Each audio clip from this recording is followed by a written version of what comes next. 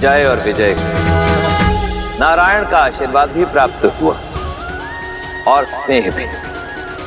देखते ही देखते वे दोनों लक्ष्मी और नारायण के सर्वप्रिय बनकर दिव्यता और पवित्रता के सर्वोच्च शिखर वैकुंठ के द्वारपाल बन गए वो दोनों। किंतु जैसा कि नारायण ने कहा, भक्ति की परीक्षा कठिन होती है और वो समय भी आ गया।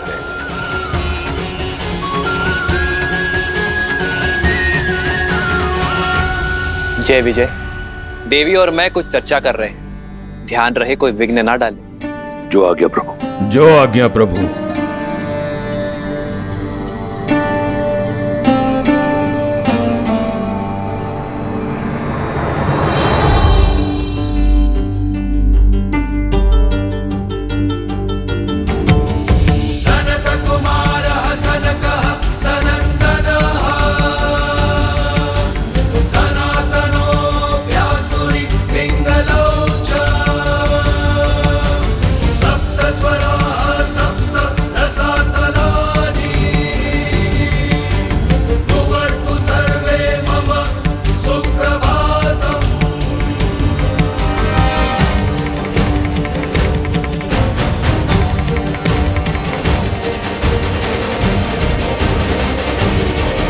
अब इसे दुर्भाग्य कहो या प्रारब्ध, ब्रह्मा के मानस पुत्र सनत कुमार वहां नारायण के दर्शन हेतु पहुंचे।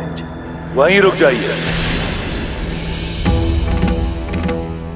जय विजय नहीं जानते थे कि जिन्हें उन्होंने रोका वो कोई साधारण बालक नहीं थे, अपितु सनत कुमार थे, जिन्हें सृष्टि में कहीं भी बिना रोक टोक विचरण करने का वरदान प्राप्त था। सनत कुमारों का प्रणाम स्वीकार कीजिए। आप भी वैकुंठ के द्वारपाल जय और विजय का प्रणाम स्वीकार करें। हमें दर्शन करने हैं नारायण के। संभव नहीं।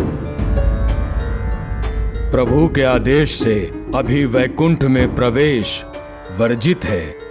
आज तक तो वैकुंठ के द्वार कभी किसी विष्णु भक्त के लिए बंद नहीं हुए, तो आज ये परिवर्तन कैसे? प्रभु का आदेश है कि वे और माता एकांत में, वो किसी प्रकार का विघ्न नहीं चाहते। विघ्न नहीं होगा, हमारी अभिलाषा केवल उनके दर्शन की है। हम बिना उनका एकांत भंग किए चुपचाप दर्शन करके यूं लौट आएंगे। प्रतीत होता है ऊंचा सुनते हो बालक, कहा ना प्रभु विश्राम में है। प्रतीत होता है आप सृष्टि के नियम नहीं समझते। अरे यदि भगवान ही आंखें बंद कर लेंगे तो सृष्टि की पीड़ा कौन देखेगा? छोटे छोटे होते अनिष्ट को कौन रोकेगा? हम आपसे किसी भी प्रकार का वाद विवाद नहीं करना चाहते। इस समय आप वैकुंठ में प्रवेश नहीं कर सकते। आप कृपया हमारा समय व्यर्थ ना करें। अभी जाएं और पुनः किसी और समय आएं। भक्तों की विनती मत ठुकराइए, जाने दीजिए ना। नारायण बहुत प्रेम करते हैं हमसे, आपसे तो तनिक भी रुष्ट नहीं होंगे। क्षण भर की ही तो बात है। हम यूं जाकर यूं आ जाएंगे। जाने दीजिए ना। जाने दीजिए ना, जाने दीजिए ना। प्रभु के दर्शन करने हैं, प्रभु से मिलना है। देखो बालकों, हट न करो। हम बालक समझकर प्रेम से समझा रहे हैं, तुम तो सर पर ही आ बैठे। अब उल्टे पग लौट जाओ, अन्यथा। अन्यथा क्या? श्वास निश्वास के बीच बाधा बनोगे? सूर्य को प्रकाश फैलाने से रोकोगे? भक्त को भगवान से मिलने से रोकोगे? असंभव को संभव करोगे? कुछ नहीं कर सकते तुम। प्रतीत होता है तुम ऐसे नहीं मानोगे। लगता है इन बालकों को वैकुंठ के द्वारपालों की शक्ति का आभास कराना होगा। ये गदा देख रहे हैं आप? अब जाइए यहां से, अन्यथा तुम्हारे आकार और आयु को भूलकर तुम्हें दंड दिया जाएगा।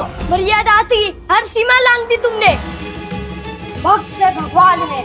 जिस दिन भक्त और भगवान के बीच में बाधा आई, उस दिन सृष्टि विनाश की ओर बढ़ जाएगी। तुम सर्वनाश को पाओगे। देखो विजय, 4 उंगल के बालक और बातें 3 लोगों की कर रहे हैं। भक्ति की बात हमें सिखा रहे हो जय विजय को, जिन्होंने भक्ति की हर पराकाष्ठा पार की। लगता है इन्हें शिष्टाचार सिखाने की आवश्यकता है। इससे पहले कि मेरे शस्त्र प्रहार के लिए बाध्य हों, चले जाओ यहाँ से बालकों। मौन, मर्यादा को तार तार किया है तुमने। दंड के भागी हो तुम दोनों।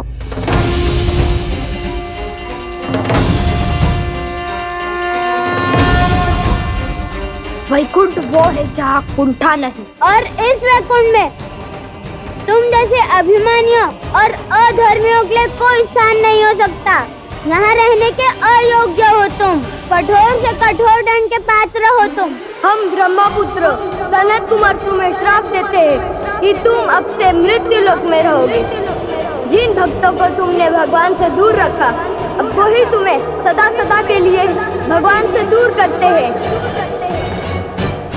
अपने प्रभु के दर्शन को तरसोगे तुम।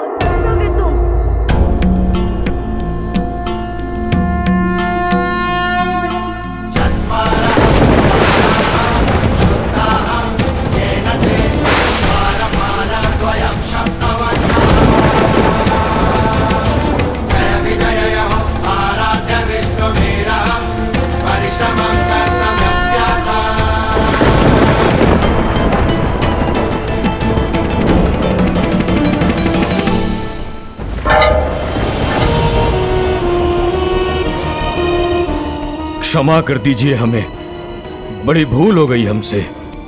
हम नहीं जानते थे कि आप ब्रह्मा पुत्र हैं।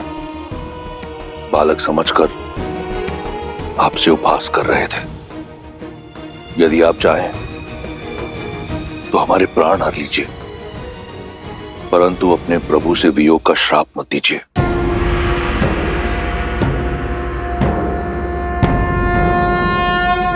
नमो नारायण।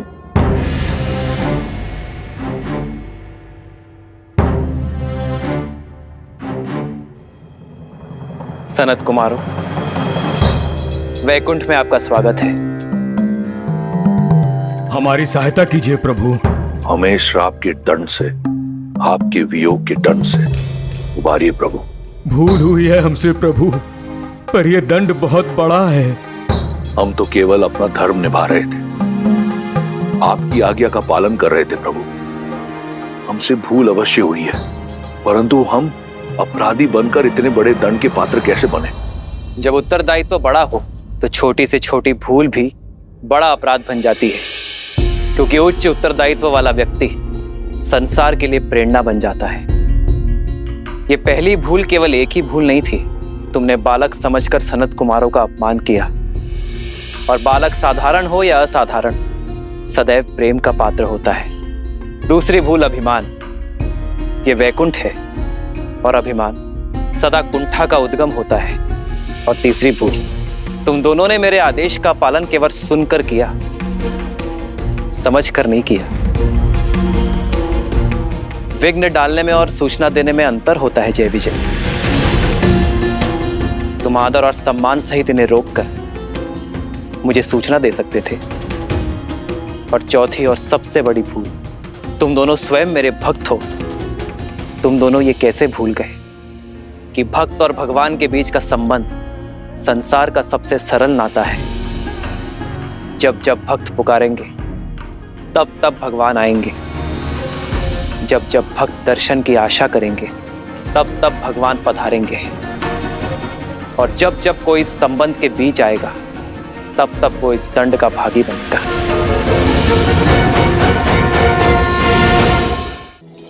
कुमारगण, जय और विजय मेरे द्वारपाल हैं। इनके अपमान के लिए मैं आपसे क्षमा प्रार्थी हूँ। नहीं नहीं प्रभु, आप क्यों क्षमा मांग रहे हैं? आपका तो कोई दोष भी नहीं है। दोष है कुमारगण। सेवक का कर्म स्वामी के यश और अपयश का कारण होता है, उसके पाप और पुण्य की सिद्धि होता है। तो सेवक के दोष और दंड का भागी मैं भी हूं। यदि इन्होंने मेरे आदेश की आधी पालना की है तो इसका दोषी मैं भी हूं। क्योंकि मैं इन्हें आदेश ठीक से समझा ना सका। भूल तो हमसे भी हुई है। ब्रह्मपुत्र होकर धैर्य नहीं रखा, क्रोध को हावी होने दिया स्वयं पर। तो क्षमा कर दीजिए हमें सनत कुमार, जो चाहे दंड दे दीजिए, बस अपने श्राप को लौटा दीजिए। हमें अपने प्रभु के वियोग के नरक में मत ढकेलिए। धनुष से निकला बाण और संतों का शाप कभी वापस नहीं लिया जा सकता जय। हमें स्वयं से दूर मत कीजिए प्रभु। बहुत कठोर तप करके यहाँ तक पहुंचे हैं प्रभु। आप तो संसार के पालन करता है, कोई तो उपाय निकालिए, उभारिए हमें।